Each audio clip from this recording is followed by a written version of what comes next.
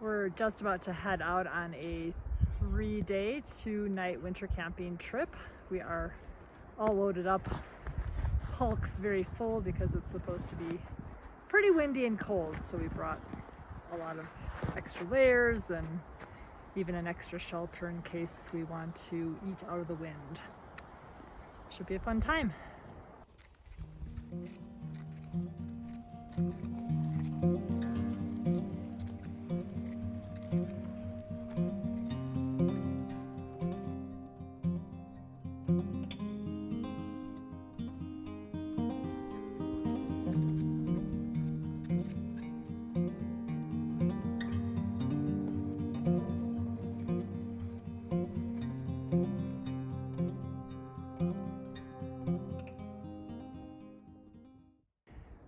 We're halfway to camp and we're just going to stop for a small lunch break. So far it's not windy at all, which is very surprising. It's starting to snow a little. Fun.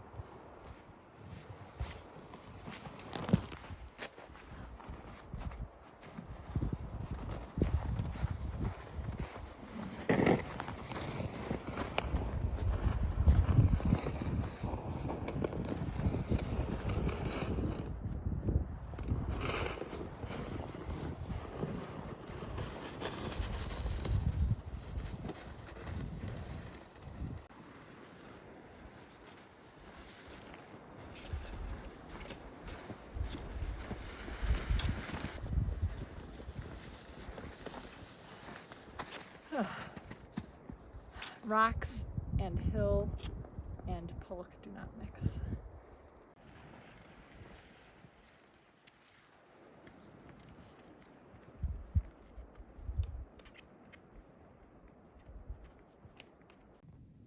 We made it to the campsite, markers right here, but according to the regulations, if there's more than 4 inches of snow, we can't camp right in this spot, so we have to go 200 feet away, so we're gonna head off in that direction. This is our spot for the next couple nights, but the snow is so deep here that I've got to stamp out some snow to make a level platform.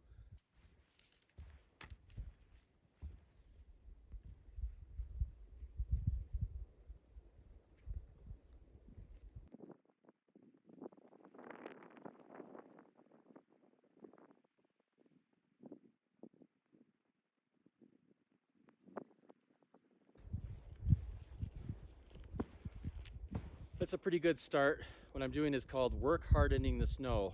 I'm stamping it down so that it makes it a little bit tighter so that it'll support the weight of the tent and us inside the tent.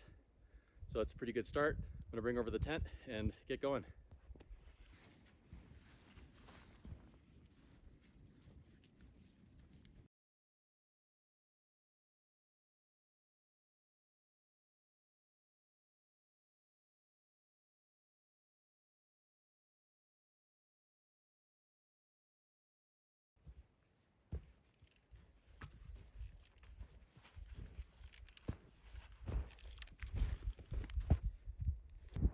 So we just put up the tent and now we're burying some anchors that will tie the tent points to, and it will be very sturdy in the wind.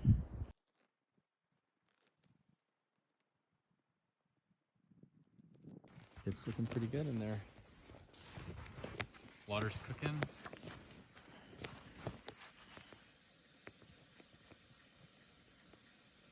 Ready for nighttime. We're on day 2 of our trip and we had a really relaxing morning in camp. It was gorgeous, sunny, no wind, and we just did a little ski tour down to a pretty rock outcrop, but it was very windy there, so we weren't able to film. But now we are heading back to camp to make some dinner and settle in for the evening.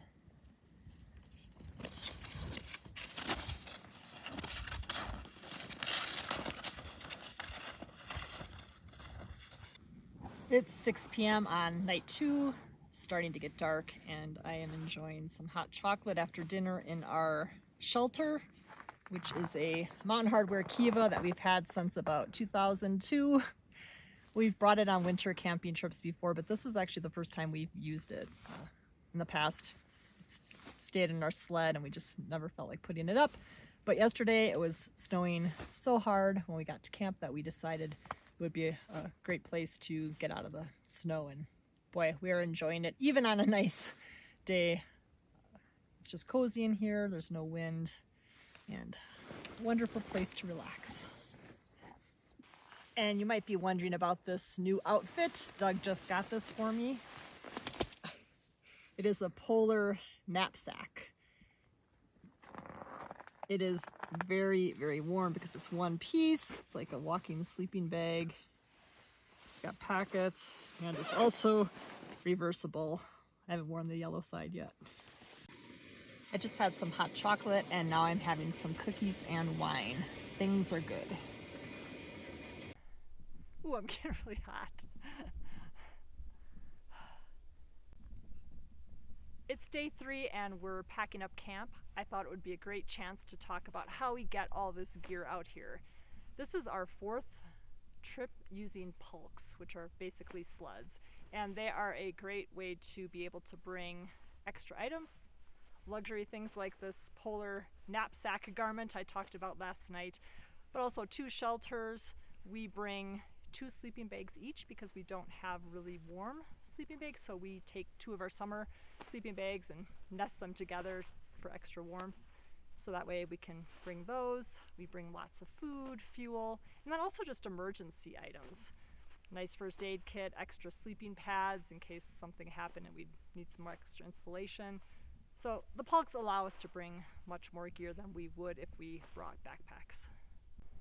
The 2 pulk models that we use we got from a company out of Minnesota called skipulk.com.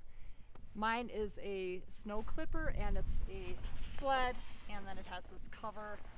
I can load things in. It actually holds a lot of gear and stuff it.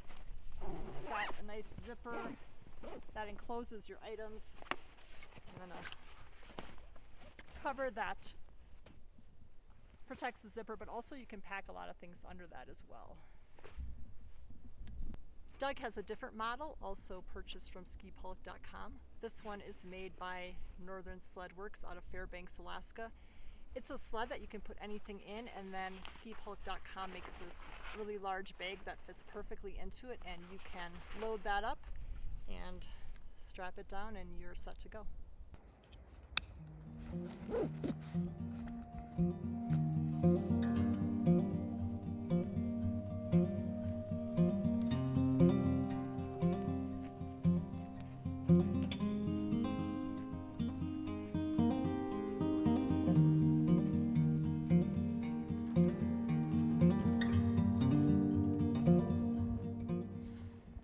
We just made it through a very grueling half mile.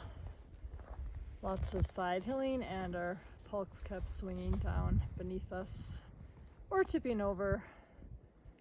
Now we have another tricky spot coming up, a pretty bare rocky hillside, so I think we're going to be taking our skis off and walking up that, pulling our sleds. On the way in we went through a meadow, avoided the side hilling, but that had its own obstacles, so this has been a hard camp to get to, despite looking good on the map.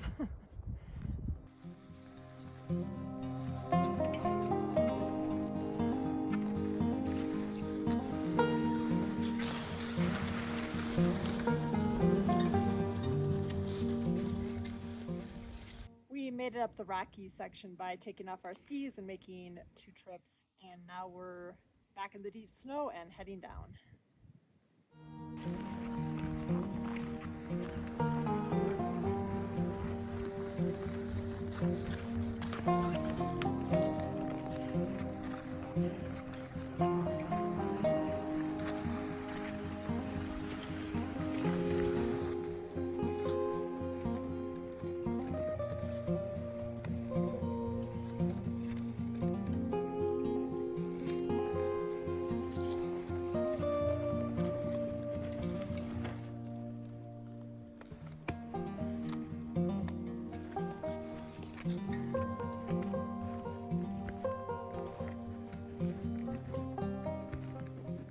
Less than a mile left. Here we go.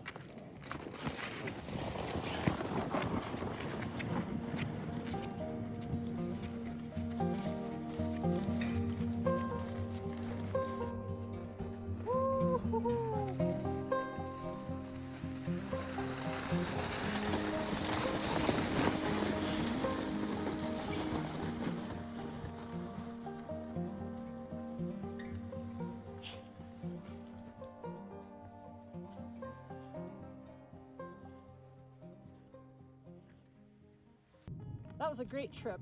Glad we didn't let the windy and snowy forecast scare us away.